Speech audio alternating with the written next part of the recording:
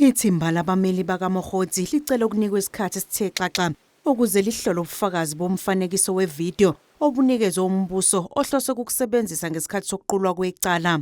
Libe selizwakalisa ukukhathazeka mayelana nokuthi kunzima ukuxhumana nekhasimende ukuzodingida ngobufakazi bombuso njengoba lingavumelekile ukungena nezinto ezifana nama-laptops noma khalekhukhwini esitokisini lapho kugcinwe khona uMokgotsi.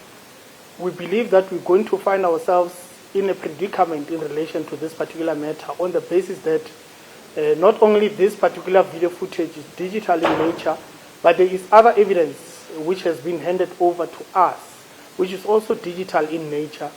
And we find ourselves in a position wherein we're going to find difficulties in relation to consulting with the accused person in this matter.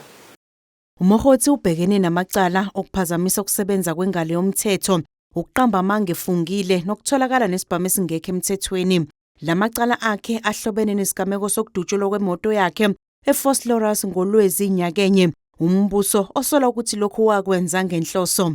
Ekuqaleni umbuso waveza ukuthi unobufakazi obukhombisa ukuthi uMokgotsi wasihlela lesigameko, kepha abameli bakhe bakholwa ukuthi lo bufakazi bakhiwe. Mr. Mokgotsi has indicated to us that in his entire life he has never held a firearm, so which will give credence to his version that this particular case is a simple fabrication and there's really no case against him. uMokgotsi uzogcinwa esitokisini kuze kube ubuyele enkantolo mhla zi-3 kwezokwethwasa. Khandlu Dolobha waseGoli.